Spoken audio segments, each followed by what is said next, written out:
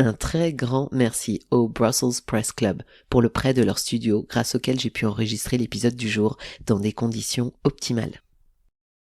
Mon père a passé sa vie à me dire ce que je dois faire, ce qu'il faut faire, et ce que je dois faire, c'est ce que lui fait. Voilà, c'est pas compliqué, c'est pas une éducation, c'est une dictature. Voilà. Non, mais attendez, si mon père fait du ski, il faut faire du ski. Si, Jérémy, le ski, c'est bon pour la santé, puis c'est comme ça. Sans argument, faut le faire. Si mon père aime pas l'ail, il faut pas manger d'ail. Non, Jérémy, l'ail, ça rend con, puis c'est comme ça. Ah, c'est chiant, parce que là, je sais que bientôt il va rentrer à l'EHPAD, tu vois. Je suis persuadé qu'à l'EHPAD, il va me faire « Jérémy, après le fromage, on se pisse dessus, puis c'est comme ça. » Vous écoutez Quelque chose à vous dire, le podcast des parents séparés.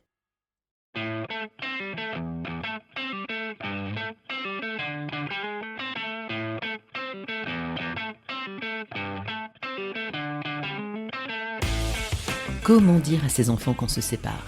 Comment organiser la garde partagée ? Et nous, parents, comment se remettons d'une décision qui chamboule inévitablement notre quotidien et celui de notre famille ? La bonne nouvelle, c'est qu'on s'en sort.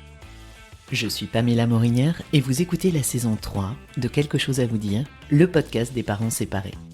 Tous les 15 jours, je donne la parole à des parents séparés qui viennent vous partager leur expérience de la séparation et les ressources qu'ils ont utilisées pour se préserver et préserver leurs enfants. J'interviewe également des professionnels qui œuvrent autour du divorce et de la séparation pour vous apporter un point de vue d'expert sur une situation compliquée qui touche presque un couple sur deux et que l'on a tendance à banaliser alors que ses conséquences sur la vie familiale et personnelle sont titanesques. J'espère que ce podcast vous apportera le réconfort dont vous avez besoin. Si vous aimez le podcast et souhaitez le soutenir, n'hésitez pas à vous abonner et à en parler autour de vous pour qu'il puisse aider d'autres parents. Bonne écoute. Salut les parents, j'espère que vous allez bien. Aujourd'hui, je voulais lancer un petit appel. J'ai besoin de votre soutien. Vous l'ignorez peut-être, mais chaque épisode exige au minimum 12 heures de travail. C'est un temps conséquent, mais que je juge nécessaire de consacrer à ce podcast pour vous offrir des épisodes concrets qui répondent à vos problématiques de séparation et vous inspirent pour aller vers du mieux. Ce podcast est en accès gratuit et j'espère qu'il pourra le rester. Mais pour cela, j'ai besoin de sponsors qui m'aideront à le faire vivre le plus longtemps possible. Et c'est là que j'ai besoin de vous. Pour montrer que ce podcast touche un maximum de personnes, j'ai besoin d'un maximum d'engagement de votre part. Alors, abonnez-vous au podcast, parlez-en autour de vous, likez les publications sur les réseaux sociaux et laissez, s'il vous plaît, un commentaire et plein d'étoiles sur vos plateformes d'écoute. Si vous souhaitez soutenir le podcast, c'est vraiment la meilleure manière de le faire, car cela m'aidera beaucoup à le rendre plus visible. Et si vous êtes une marque et que vous souhaitez investir dans un podcast francophone qui accompagne de nombreux parents séparés dans toute la francophonie et même au-delà depuis plus de 2 ans, je serais ravie de vous entendre et de vous lire. Contactez-moi sur les réseaux ou par email. Les coordonnées sont en note de cet épisode. Bonne écoute. Épisode 49. Jérémy Charbonnel. Je vous présente Pamela, vous pouvez l'applaudir bien fort, c'est une journaliste.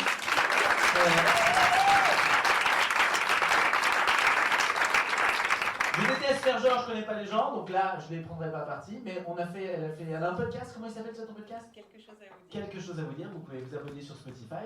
J'ai enregistré un épisode avec elle aujourd'hui, vous pourrez l'écouter. Peut-on rire de sa séparation ?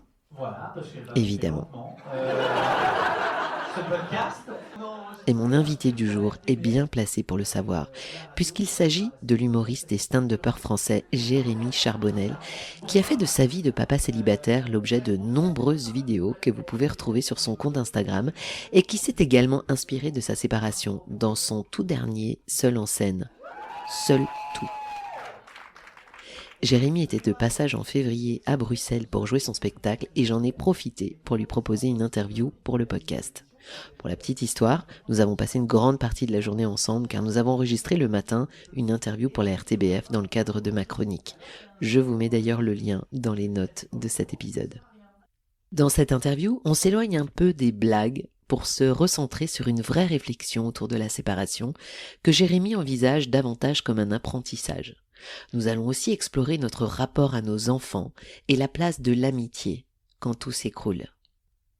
Jérémy se confie aussi sur son rapport aux applications de rencontres, son expérience réussie des vacances solo, et vous apprendrez aussi pourquoi Jérémy est surnommé Papa Boulet. Merci beaucoup Jérémy pour ta sincérité dans nos échanges et toutes tes réflexions sur la séparation que tu nous partages avec beaucoup de générosité. Bonne écoute. Je m'appelle Jérémy Charbonnel, je suis un papa célibataire, je suis acteur stand-upper. C'est marrant, j'ai dit d'abord ma fonction maritale avant de mon métier. Acteur stand-upper, j'ai grandi dans un petit village à l'ouest de Lyon qui s'appelle Saint-Cyr-au-Mont-d'Or. Je suis monté à Paris à 20 ans, j'ai fait d'abord une formation de comédien, je me suis formé à l'improvisation, j'ai commencé à écrire des petits sketchs et j'ai commencé à jouer sur scène et j'ai appris mon métier en le faisant. Tu es ici parce que justement tu as un seul en scène actuellement où tu racontes ta vie de papa célibataire. Ouais, et comment j'en suis arrivé là? Qu'est-ce qui a merdé là-dedans? Le spectacle s'appelle Seul tout. Alors tu me posais la question tout à l'heure, c'est seul, déjà seul sur scène avec les gens, parce que le stand-up on est seul face aux gens, seul avec mon fils, parce que voilà, je suis un papa célibataire, et puis célibataire, donc seul, tout seul. Donc l'idée c'était d'interroger un petit peu ce qui avait merdé, et puis surtout le fil rouge c'est de me dire, moi je viens d'une famille un peu conservatrice et du coup la communication, exprimer ses émotions, c'est pas notre fort. Et je me suis dit comment je vais annoncer ma séparation à mes parents. Alors comment tu l'as annoncé cette séparation? Un peu différemment de ce qui se raconte dans le spectacle, mais ça a été pas si évident que ça, dans le sens où on a le schéma un peu de la famille parfaite entre guillemets. Mes parents sont ensemble, mes frères sont encore mariés. Moi, j'avais l'impression d'être vraiment la dernière roue du carrosse, le petit canard boiteux. Et au final, c'est très... faut venir voir le spectacle au final, parce que si je te raconte là, je te dévoile un peu une partie du spectacle. Du coup, c'est pour ça que je bug un peu, mais ça fait partie intégrante de ce pourquoi j'ai fait ce spectacle-là. Oui, d'accord. Non, mais dans le spectacle, sans spoiler vraiment, tu expliques que c'était quelque chose que tu appréhendais beaucoup. Et c'est vrai que l'image qu'a l'entourage de la séparation n'est pas toujours simple. On peut constater dans notre entourage des réactions qui nous aident pas forcément à aller à vivre cette séparation aussi. Mais parce que je pense que ça les questionne eux aussi au sujet de l'amour, hein. On en parlait encore juste avant, c'est tu vois, de dire que tu te sépares, et ça questionne eux-mêmes sur l'amour qu'ils ont l'un pour l'autre, que ce soit les parents, les potes, voilà, parce que toi tu viens questionner, tu dis ouais, mais il y a ça qui allait pas, il y a ça qui allait pas. Alors certains disent oui, mais l'amour c'est des compromis, il faut faire ci, il faut faire ça, et puis voilà, c'est dans quelle mesure, à quel moment tu places tes limites. Et du coup, c'est pas évident, parce qu'on parlait de l'échec. On a l'impression que la séparation est un échec. Et il y a peut-être pas d'échec, c'est juste un apprentissage, et que là, tu es en train d'apprendre quelque chose sur toi pour essayer d'être, on va dire, une meilleure personne un peu plus tard. Voilà, tu viens de répondre à la dernière question. Merci, allez, bonne soirée à tous. Allez. Mais c'est pas grave, comme ça on l'aura abordé. Alors j'ai en profité justement, si tu devais résumer toi ta séparation en un mot, tu dirais quoi? Apprentissage. J'ai appris énormément de choses sur moi, sur mon enfance, sur mon éducation, sur qui j'étais, ce que j'ai raté, ce que j'aimerais corriger si demain je dois de nouveau être en couple, ce que j'aimerais apporter à la personne avec qui je vis. Et voilà, on a dit beaucoup de choses avant d'enregistrer ce podcast, mais apprendre d'abord à s'aimer soi. Alors tu as tous les livres qui disent ça, livre de développement personnel, aimez-vous vous-même avant d'aimer les autres, et c'est vrai en fait. Comment s'aimer soi? Déjà, comment tu veux aimer quelqu'un si tu ne sais pas t'aimer toi? Et je sais que c'est difficile parfois à expliquer, à conscientiser, mais on a tellement de parts en nous. Il y a des enfants, notre enfant intérieur, il y a des parties de nous qui sont enfants, qui ont été blessés par des liens d'attachement qui ont été insécures, défectueux ou dysfonctionnels. Et du coup, il faut en prendre soin. Et souvent, il y a ce truc, tu sais, on appelle ça le triangle de Karpman, le sauveur, la victime, le bourreau. Et en fonction de ce qui s'est passé chez nous, soit on aura envie d'être le sauveur pour aller aider l'autre pour éviter de s'aider soi-même, le bourreau parce qu'on a envie de se flageller parce que justement toutes nos parts intérieures nous défoncent, ou la victime. Non, ça c'est la victime, et le bourreau c'est d'aller faire mal à l'autre, encore une fois, pour s'éloigner de soi, pour se fuir soi-même. Et du coup, t'apprends. Voilà, c'est un apprentissage. Je dirais que ça m'a appris des choses, beaucoup de choses. Comment tu t'y es pris, toi? Quelle a été la première étape pour apprendre à t'aimer toi-même? La psy. Je suis allé consulter. Je suis allé consulter. Ouais, je pense que ça m'a beaucoup aidé.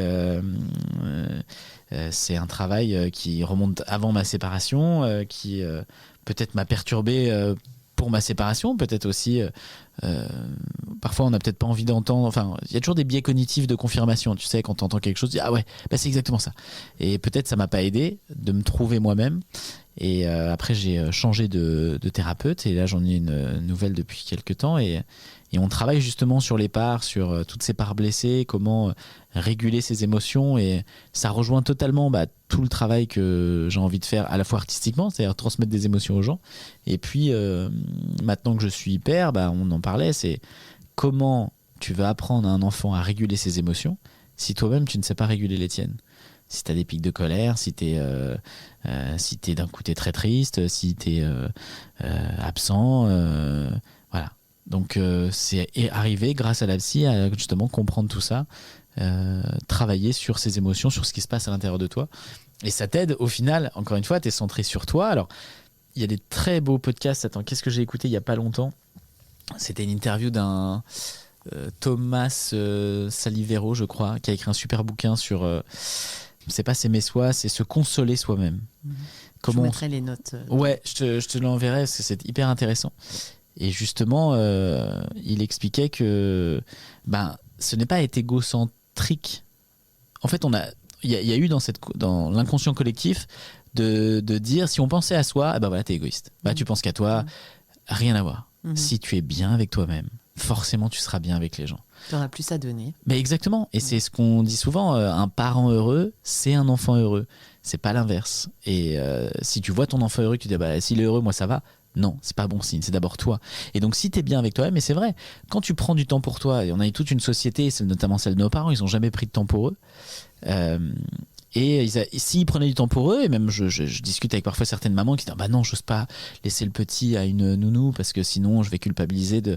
Mais non, prends du temps pour toi, parce que ce temps-là, tu vas recharger tes batteries, tu vas être bien avec toi et tu pourras être super bien avec ton enfant après.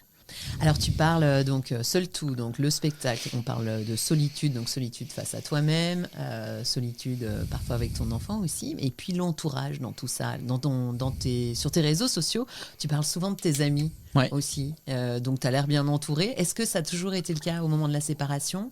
Est-ce que comment est-ce qu'on peut aider en fait pour les gens qui ont autour d'eux des personnes qui se séparent? Quelle est la meilleure chose qu'ont pu faire tes amis pour toi? Ils m'ont écouté. Ouais. Vraiment, je les remercierai jamais assez, ça se compte sur les doigts d'une main, les vrais amis qu'on peut appeler à n'importe quel moment, qu'on saoule. Je sais que j'en ai saoulé certains à rabâcher des choses, à dire mais non, mais je pense que, mais je vais y arriver, je vais essayer. Et t'es dans t'es dans un cycle répétitif où c'est comme si tu te cognais la tête contre un mur et tu recommences. Et toi, t'as ton pote au téléphone qui t'écoute et qui dit oui, mais tu sais que ça, tu l'as déjà fait. Ouais. Tu sais que ça va pas marcher. Et t'as pas envie d'entendre ça. Et la meilleure des choses, c'est juste d'écouter. Surtout, et ils ont été incroyables pour ça, de pas forcément te dire ce que tu dois faire. Parce que finalement, il y a que toi qui pourras le faire. Eux pourront t'indiquer ce qu'ils pensent, ils vont donner leur avis. Mais tu vois, ils vont pas te dire mais il faut que tu fasses ça, comme mon père. Tu fais ça et puis c'est comme ça. C'est vraiment juste l'écoute est dingue déjà. Franchement, l'oreille que j'ai eue, moi-même je sentais que je les saoulais, mais ils me l'ont jamais dit verbalement parce que quand en plus, après tu tombes dans une petite dépression, tu vois, t'es pas bien, tu broies du noir et juste ils étaient là pour savoir comment j'allais, comment ça évoluait et voilà, ils tâtaient le terrain pour voir un peu où je me situais et si ça allait pas, ils étaient là pour écouter. Ils ont pris beaucoup de temps pour moi et voilà, je les remercierai jamais assez. Ça fait combien de temps que t'es séparé là? Eh bien, ça va faire 4 ans. 4 ans. Okay. Ouais. Donc tu vois une évolution de la personne que tu étais à ce moment-là. Carrément. Ouais. Comment en mieux, j'espère. Plus apaisé, plus sereine. Voilà, c'est pas forcément évident tous les jours, tu vois, parce que la société nous envoie l'image des familles avec un papa, une maman, deux papas, une maman. Enfin, les cartes sont rebattues, mais en tout cas, un truc où tout le monde est heureux, voilà. Et du coup, c'est pas parce que t'es seul ou en garde alternée que tu ne peux pas être heureux là-dedans. Et aujourd'hui, je suis un peu plus à l'aise avec ça, un peu plus serein. Et justement, quand tu parles de l'image de la famille, de papa, de maman, un papa, une maman, etc., justement, quand tout ça, ça vole en éclats, comment on vit ça ? Et ben en fait, c'est encore une fois, tu t'as grandi dans un schéma familial qui était celui qu'il était, et du coup, inconsciemment, t'as envie de le reproduire. Mais sauf qu'après, quand tu creuses, tu dis que tout n'était pas si heureux que ça dans ce schéma familial. Est-ce que t'étais pas dans un système un peu dysfonctionnel et tu voyais tes parents, est-ce qu'ils se sont vraiment aimés ? Tu peux te poser la question. Donc aujourd'hui, c'est vrai que avec toutes les formes de famille qu'il existe, en fait, le plus important, c'est d'être bien dans ce schéma-là. Ça peut être une maman qui fait un enfant toute seule, ça peut être deux mamans, deux papas, un papa et une maman, une famille recomposée. J'ai lu un super bouquin pour mon fils qui était par Andrea je crois que c'est Andrea Bescon. C'est Et si on parlait ? Et justement, c'est plein de thématiques, et notamment sur la famille, où voilà, quand un enfant arrive, un deuxième enfant, souvent, et tu me disais ça avec le tien, c'est de l'amour. On a l'impression que l'un des enfants aura moins d'amour que l'autre. Et en fait, dans le livre, ils expliquent que l'amour, ça se multiplie. Donc, que tu sois 2, 4, 6, voilà. Et du coup, pour les familles recomposées aussi, c'est pas parce qu'il y a d'autres enfants qui arrivent qu'on va diluer notre amour, c'est juste qu'il se multiplie. Et elle explique toutes les formes de famille qu'il peut y avoir aujourd'hui. Et il faut être ouvert et à l'aise avec ça.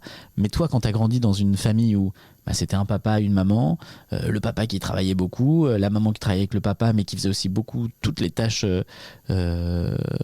ménagères à la maison, la cuisine, ménage, repassage, courses. Et t'as envie de reproduire ça parce que c'est ce que tu as eu enfant. Et tu t'es dit, et quand tu es enfant, tu idéalises tes parents, t'auras envie de reproduire ça.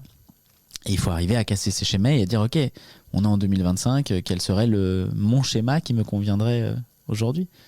Quels éléments du quotidien ont nourri ton spectacle ?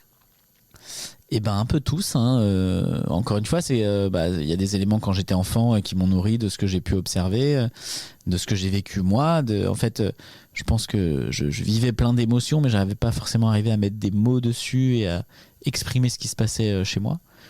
Et encore plus aujourd'hui maintenant où depuis que j'ai commencé mes petites vidéos sur Insta, c'était je pense en juillet l'année dernière, où j'ai vraiment assumé ce côté papa célibataire, de me dire c'est comme ça et puis c'est comme ça et puis c'est comme ça, mais c'est mon chemin aujourd'hui, et je sais pas ce que ce sera dans 6 mois, peut-être je raconterai ce que c'est que de retrouver l'amour, les papillons dans le ventre, ou peut-être pas.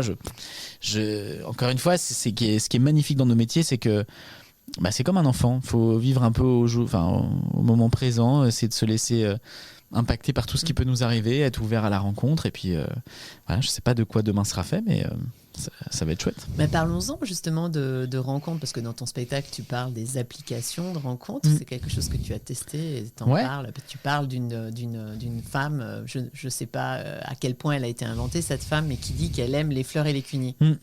Ouais. C'est les applis, alors c'est cliché. C'est curieux quand même d'aimer les fleurs et les cunis comme ça, de l'annoncer directement. C'est toutes les descriptions t'as des descriptions qui sont quand même T'en as d'autres comme ça? Pas en tête là, parce que ça fait longtemps que j'ai arrêté les applis, mais c'est vrai que c'est mes potes qui m'avaient inscrit. Je dis ça et souvent les gens disent oh là là, c'est cliché. En plus c'est vrai. Ouais, mais c'est clair que c'est cliché. Qui m'avaient inscrit sur les applis, et puis on en parlait. C'est sociologiquement, c'était à un moment où quand t'es en couple depuis très longtemps, les applis elles n'existaient pas avant, et tout le monde t'a parlé de Tinder et que ça se passe comme ça, et que sociologiquement t'as envie de voir, t'as envie d'expérimenter, de te dire ok c'est ça, et tu le fais 1, 2, 3 fois, tu bois un coup, et puis après tu fais ce que t'as à faire, et tu te dis ok ça marche comme ça. C'est romantique ton truc. Ouais, très romantique, très très romantique, mais bon tout le monde tu dit fais ce que t'as à faire et tu rentres chez toi. Non mais c'est le Tinder d'aujourd'hui est vraiment un peu comme ça. Après tu peux rencontrer quelqu'un et d'un coup ça fit. Ouais.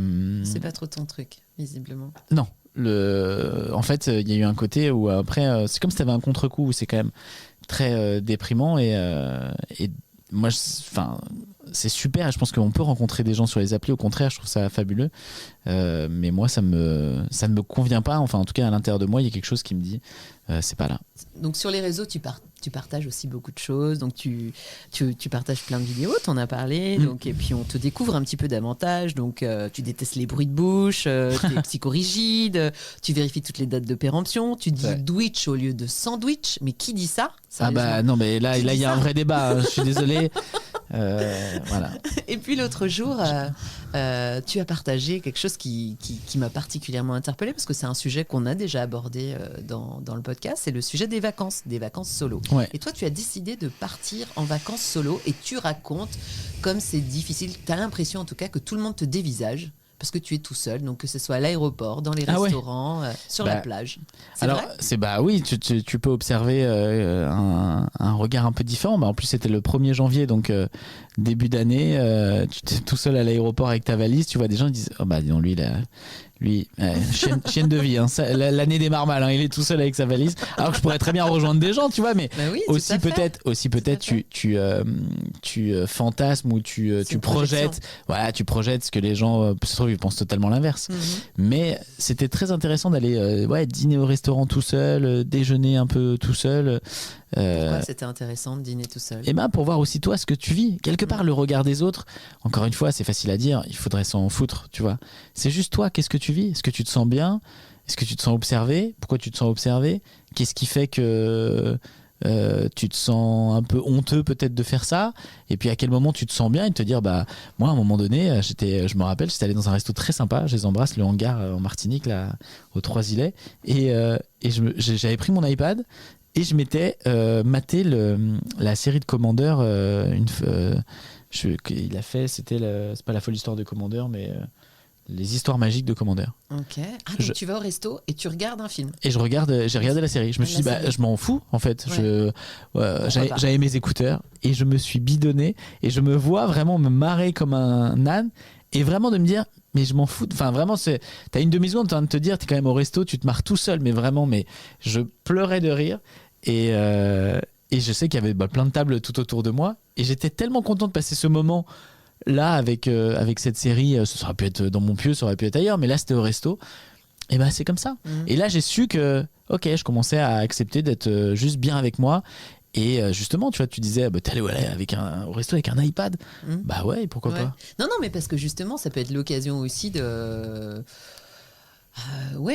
d'assumer d'aller seul au resto sans avoir besoin d'avoir un accessoire, tu vois ce que je veux dire? Je l'ai fait sur les jours d'avant, tu vois, mais là j'avais envie de me faire ce moment de kiff et d'écouter comme tu pourrais manger devant une série ou devant un film. Okay. Et le bilan alors de ces vacances solo, qu'est-ce que tu en retires de tout ça? C'était super, franchement. Pareil. En fait, c'est qu'après, tu te fais un bilan de toi. Tu dis, en fait, je me suis super bien senti. Tu sais, il y avait toujours cette appréhension de dire, est-ce que tu vas t'ennuyer? Tu sais, tous mes potes m'ont dit, ça va, c'était pas trop long. Je dis, mais non, c'était génial. T'es parti combien de temps? Je suis parti 1 semaine. Et tu sais, d'avoir ton rythme à toi. En fait, ce qui était vraiment le plus merveilleux, c'est de te dire, je fais ce que je veux à l'heure que je veux. Tu sais, pas de contraintes dans la semaine. On a tous des contraintes déjà. Quand on est avec les enfants, il faut aller le chercher à l'école, il faut lui donner le bain, tout ça. Quand tu l'as pas, t'as toujours des petits rendez-vous par-ci par-là, un call ici, un call là. Là, c'était toi, tu gères ton truc comme tu veux. T'as envie d'aller faire du sport maintenant? Tu vas faire du sport. T'as envie de manger? Tu vas manger. Tu veux boire un coup? Tu vas boire un coup. T'as envie de dormir? Tu dors. Tu veux te reposer? Tu te reposes. Enfin, c'était vraiment cette liberté-là de choisir ce que tu as envie de faire. Et c'était franchement hyper ressourçant. Tu vas le refaire? Si je peux, ouais, carrément. Ouais. Si t'es pas en couple d'ici là. Mais rien n'empêche en fait, c'est fou, on discutait de ça au déjeuner, mais rien n'empêche justement, même si t'es en couple, d'avoir ces moments-là. Ça veut pas dire qu'on n'aime pas l'autre, encore une fois, si tu as besoin de cette semaine pour te ressourcer, être bien avec toi-même, mais tu seras 1000 fois mieux encore après avec l'autre personne, la semaine suivante. Est-ce que tu as adopté, parce qu'on rigole un peu de ces histoires de psychorigidité, de date de péremption, etc. Mais est-ce que tu as aussi adopté des travers de papa célibataire qui te font rire? Alors, c'est quoi pour toi les travers de papa célibataire? C'est toi qui me le dis, mais par exemple, peut-être qu'il y a des habitudes que tu as mis en place avec ton fils que tu n'avais pas avant et qui sont qui peuvent être source d'une blague en fait.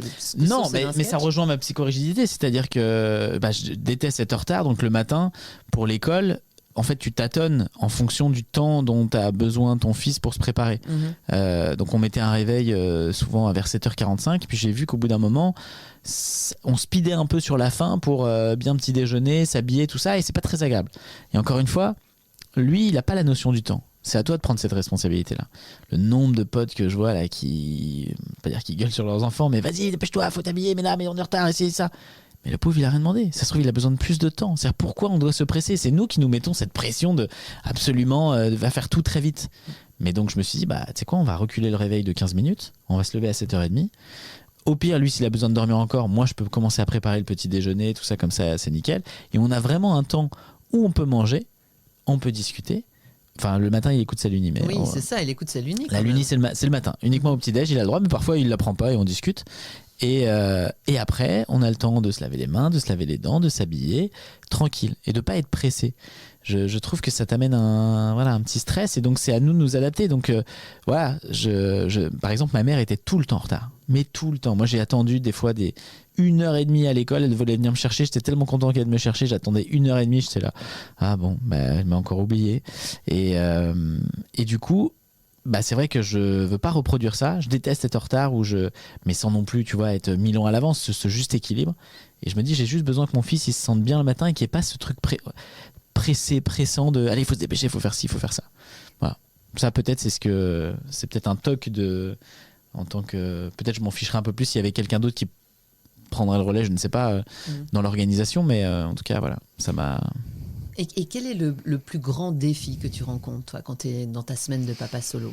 Qu'est-ce qui est le plus grand défi, c'est d'être bien avec moi pour être bien avec lui. Oui. C'est vraiment... voilà, je lui dis beaucoup Enfin, je me le dis beaucoup, c'est que quand je me sens fatigué, quand j'ai beaucoup travaillé, quand je suis un peu plus irritable, je vois que j'ai beaucoup moins de patience. Et du coup, génère chez moi des émotions. Et je lui dis, ce n'est pas contre toi.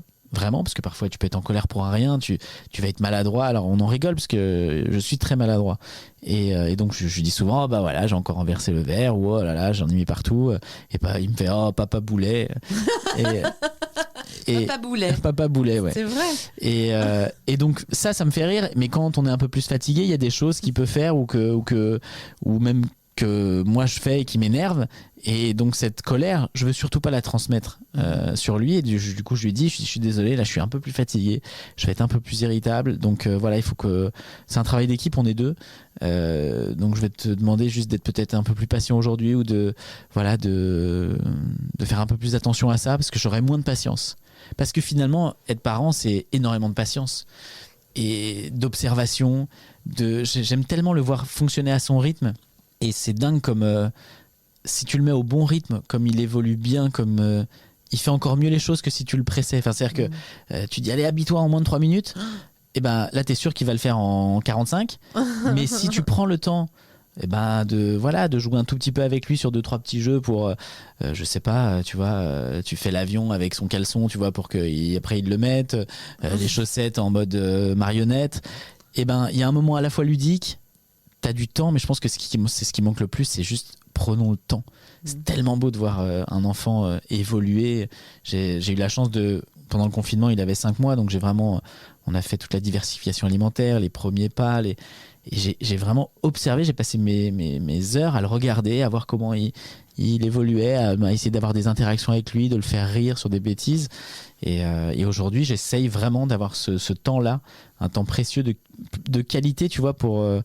depuis toujours, dès que je l'ai, j'essaye au maximum de ne pas avoir mon téléphone et de pouvoir vraiment profiter de ces moments avec lui. Alors, je vais pas te reposer la question que je pose traditionnellement. Est-ce que la séparation est un échec ?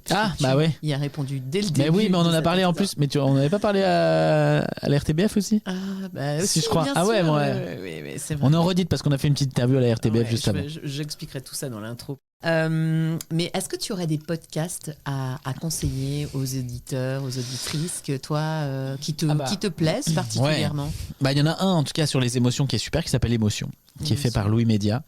Alors là c'est fabuleux, c'est plein d'expériences, d'anecdotes de certaines personnes en collaboration avec parfois des médecins, des psychologues. Non, c'est super ce podcast. voilà, peut faire beaucoup de bien à être écouté. Il y en a un autre dans lequel j'ai participé qui était super, qui est celui de Julia Molko, on en parlait tout à l'heure, Tant qu'il y aura des hommes. Pareil, sur la place de l'homme, alors c'est pas la place du père, mais la place de l'homme, elle questionne plein d'hommes sur ce que c'est qu'être un homme aujourd'hui dans notre société en 2025. Et puis, il y en a un autre que j'aime beaucoup, d'une humoriste, mais je crois qu'elle est belge.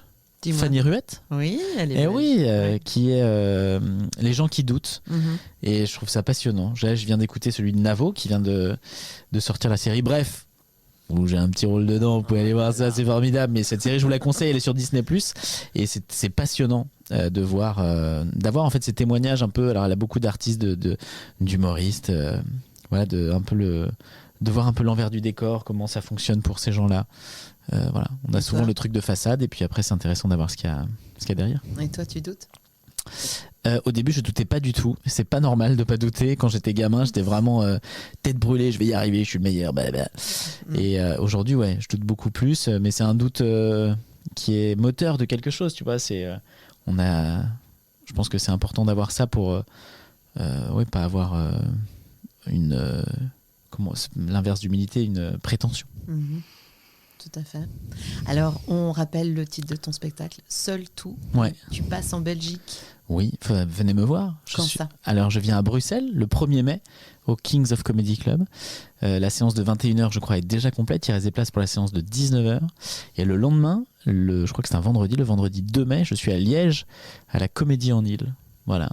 Et petit fun fact, je risque normalement de revenir en Belgique, mais alors là, ça sera en 2026, sur le festival Namur is a Joke, en février 2026. Super festival. Ouais, on a vraiment j'adore. plein d'occasions de se revoir, Jérémy. Exactement. Merci beaucoup. Merci Et, beaucoup, Pamela. Bonne chance pour la suite. Merci.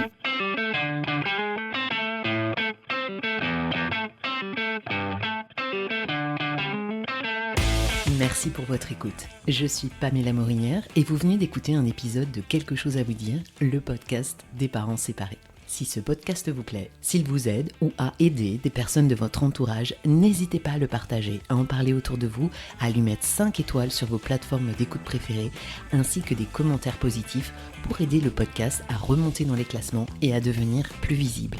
Si vous souhaitez me contacter, me suggérer des invités ou de nouveaux thèmes à explorer dans le podcast, envoyez-moi un message à quelquechosavouxdirepodcast@gmail.com.